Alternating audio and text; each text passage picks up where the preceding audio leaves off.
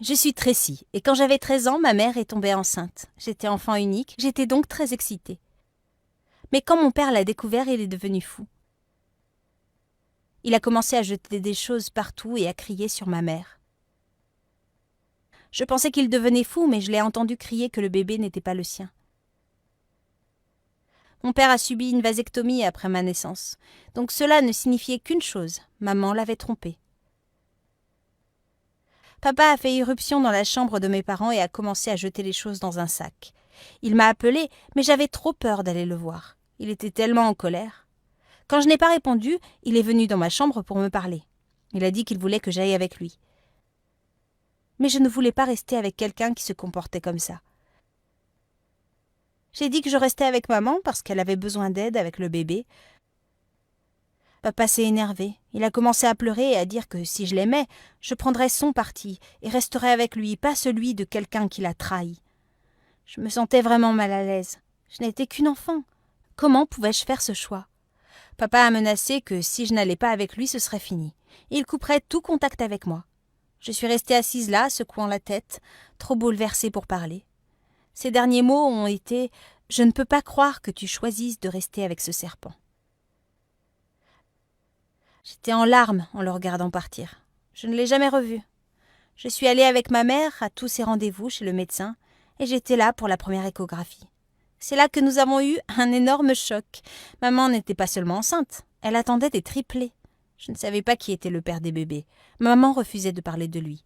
Elle a juste dit qu'elle avait fait une erreur et que le gars ne savait même pas qu'elle était enceinte. Sa grossesse a été difficile. C'est difficile quand on attend des triplés. Lorsque maman est entrée en travail, elle a été forcée de subir une césarienne d'urgence. Elle a perdu tellement de sang qu'elle a failli mourir. Je me sentais tellement impuissante. Tout ce que je pouvais faire était de m'asseoir dans la salle d'attente en pleurant, alors que les médecins se précipitaient pour aider ma mère. Une des infirmières a essayé de me faire me sentir mieux, mais rien de ce qu'elle pouvait dire ne pouvait m'arrêter de m'inquiéter. Je ne voulais pas la perdre. Elle était tout ce que j'avais. Quand ils m'ont finalement laissé la voir, elle avait l'air si pâle et fragile. Mais mes 3 petits frères étaient magnifiques. À la seconde où j'ai tenu l'un d'eux dans mes bras, j'étais folle d'eux. Maman a dit « Promets-moi que si quelque chose m'arrive, tu prendras soin de tes frères. » Tu es bête, j'ai dit, rien ne va t'arriver. Mais je savais que c'était important pour maman, alors j'ai promis que je serais toujours là pour mes frères. Maman m'a laissé choisir des noms et je les ai appelés Caleb, Christopher et Conrad. Après la naissance de mes frères, la vie était dure. Maman a souffert de dépression du postpartum, ce qui l'a empêchée de s'occuper des bébés. Alors j'ai tout fait pour eux. Le premier mot de Caleb était « maman », mais il me l'a dit. J'ai essayé de lui dire que je n'étais pas sa maman, j'étais sa sœur, mais il n'arrêtait pas de m'appeler maman et bientôt tous mes frères m'ont appelé maman aussi. Maman n'était pas ravie, mais je dois dire que c'était vraiment mignon. Même si je prenais soin de mes frères, j'ai obtenu de bonnes notes. Et quand j'ai fini le lycée, j'ai postulé à Harvard et j'ai été acceptée. J'étais tellement contente. Mais je savais que maman et mes frères avaient besoin de moi, alors j'ai décidé d'aller à la fac du coin à la place. Quand maman l'a découvert, elle a fondu en larmes. Elle ne voulait pas que j'abandonne mes rêves à cause de son erreur, alors j'ai donc accepté d'aller à Harvard. Mais il y avait un obstacle plus important. Quand mes frères ont réalisé que je partais, ils ne l'ont pas très bien pris. Caleb m'a dit qu'il allait m'attacher pour toujours pour que je ne puisse pas partir. J'ai proposé qu'ils déménagent tous avec moi au Massachusetts. Nous avons pris un appartement près du campus, donc c'était facile pour moi d'aller en cours. Ce fut un tout nouveau départ pour nous tous. Maman était plus heureuse et elle a recommencé à prendre soin de nous. Mais un jour, j'ai été appelée pendant un cours. Lorsque je suis allée au bureau du doyen, 2 policiers attendaient. Ils m'ont dit que ma mère avait eu une crise cardiaque. Elle était à l'hôpital, mais ça n'avait pas l'air bon. Je ne pouvais pas le croire. Nous étions censés construire une nouvelle vie ensemble, pas y mettre fin. La police m'a emmenée à l'hôpital où ma mère était sous assistance respiratoire. Mes frères étaient déjà là et je leur ai dit que tout irait bien, mais je ne pense pas qu'ils me croyaient. Je ne suis pas croyante, mais j'ai passé la journée et la nuit à prier. Je ferais n'importe quoi tant que maman vivait. Je ne voulais pas la perdre. Maman n'a pas survécu. Ce fut le pire jour de ma vie. Je n'ai pas seulement perdu ma mère, j'ai perdu tout espoir. Quel était l'intérêt de faire quoi que ce soit quand on peut tout perdre en un clin d'œil? Je voulais ramener mes frères à la maison avec moi, mais ça n'allait pas être facile.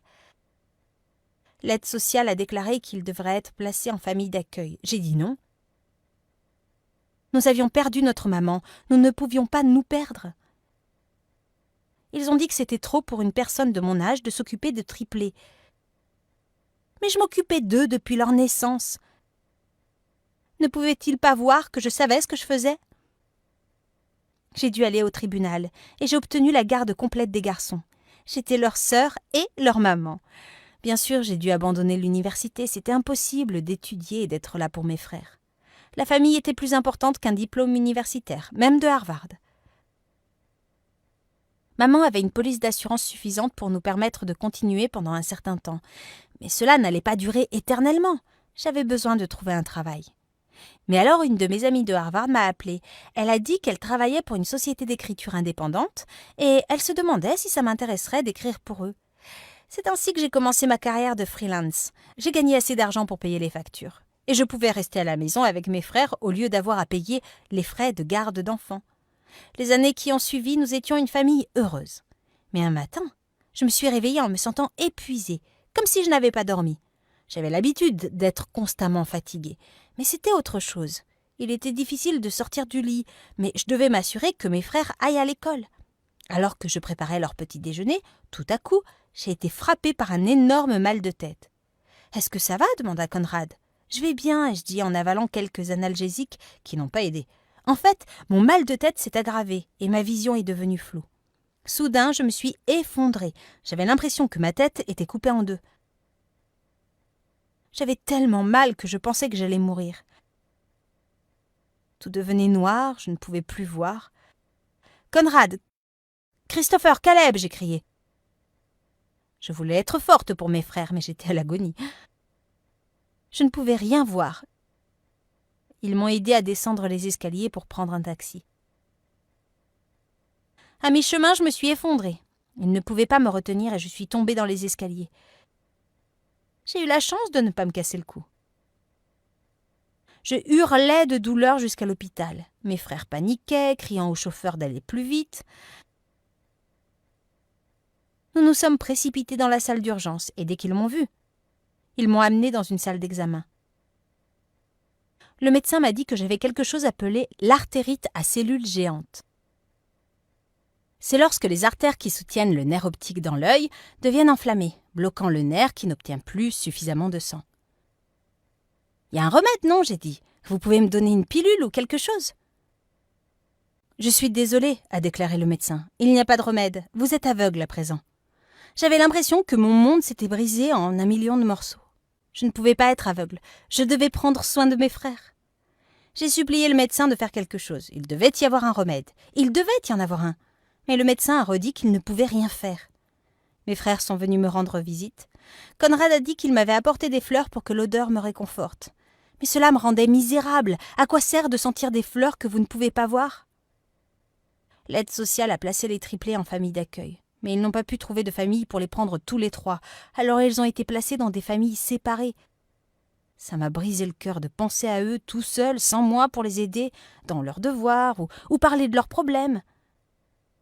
Mais que pouvais-je faire ? J'étais aveugle et inutile. Je pensais que les choses ne pouvaient pas empirer. J'avais tort. Les médecins m'ont fait beaucoup de tests quand j'ai perdu la vue.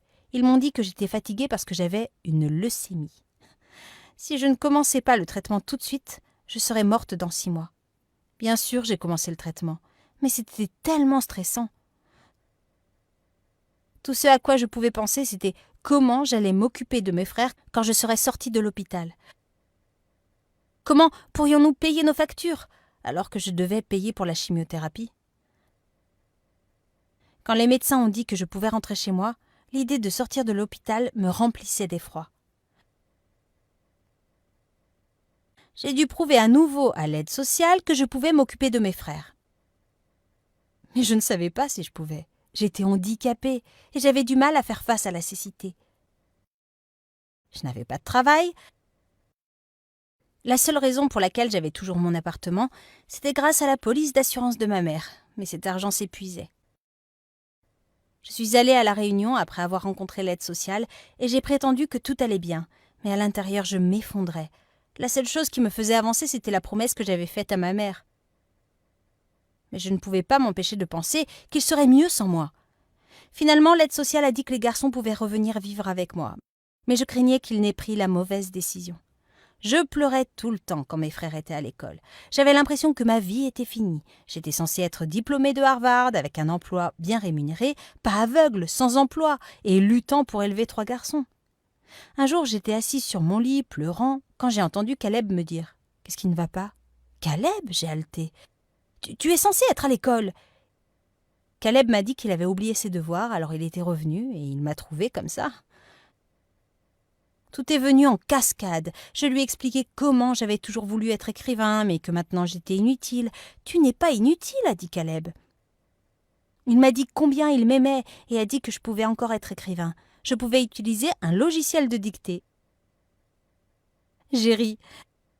Je lui ai dit de ne pas être stupide. Nous n'avions pas l'argent pour le logiciel dont j'avais besoin. Donc, Caleb a dit qu'il ferait la dactylographie pour moi. Chaque jour, après ses devoirs, Caleb s'est assis avec moi pour écrire mon livre. J'avais toujours rêvé d'écrire le prochain grand roman américain, mais Caleb m'a dit que j'avais besoin d'écrire mon autobiographie. Il a dit que j'étais une inspiration. La dernière chose que je pensais être, c'était une inspiration. Mais il avait raison. Ma vie ferait un bon livre. Cela a pris plus d'1 an de dur labeur. Mais enfin, nous avions un livre dont j'étais fière. Je l'ai envoyé à quelques éditeurs, mais ils l'ont tous rejeté, alors je l'ai publié moi-même. Je ne pensais pas que quelqu'un l'achèterait, mais au cours du premier mois, j'ai vendu 1000 exemplaires. J'ai eu plein de critiques 5 étoiles, les gens ont vraiment adoré.